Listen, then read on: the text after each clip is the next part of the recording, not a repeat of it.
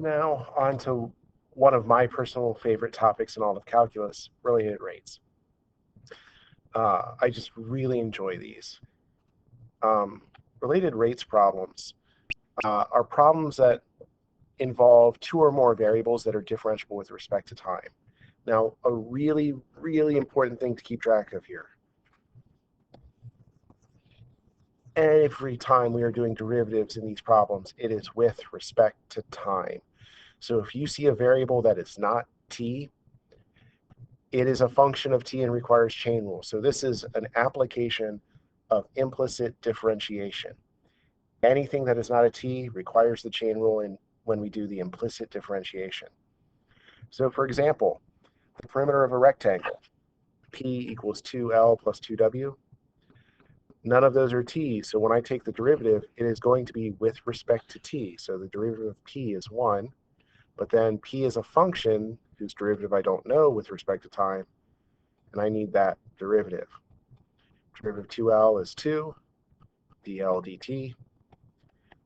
Derivative of 2w is 2, dw dt. And this would be our related rates equation. If I take the derivative of the surface area of a cylinder, again, if it's not a t, I need the chain rule, so this would be ds dt. 2 pi is a constant multiple, derivative of r squared gives me 4 pi r times dr dt. And then r and h are both variables, so I have a product rule here. So I'm going to say 2 pi r is my first term, h is my second.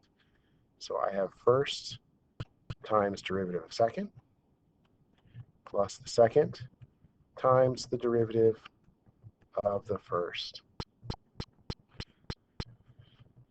Now the nice thing is, because this is implicit differentiation, we don't have to have isolated variables when we take derivatives.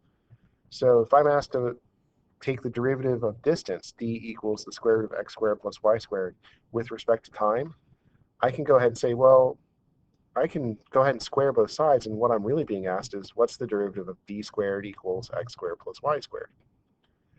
And now I don't have any annoying radicals or fractional exponents to worry about.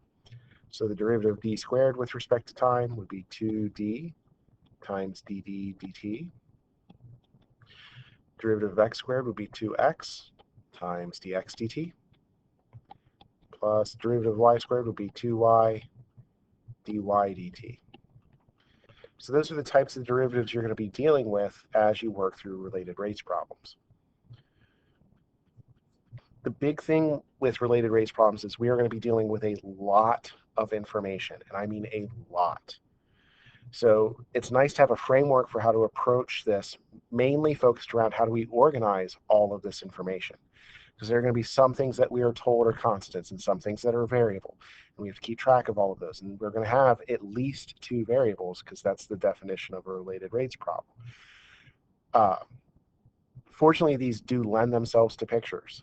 So draw a picture if you can. Name your variables, name your constants. Then in your picture, what you'll see is I recommend you only put constants in your picture. And any values that change, make sure you put the variable in the picture. And then we write the numerical information off to the side, which is we're going to be told specific moments in time what those variable values are. And that's our numerical information.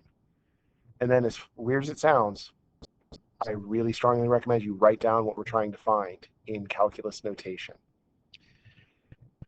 Because we have so much information, it is very easy to get confused about where to stop or what we are looking for. It's nice to write the reminder. Then typically we're not going to be given an equation. We're going to have to figure one out. And the picture, again, is a big help on this, where we have to write some equation that involves our variables. And then we're going to take the derivative with respect to time and solve for what we're looking for. And then finally, we must interpret the result in the context of the problem. This will all make sense once we start seeing examples of this.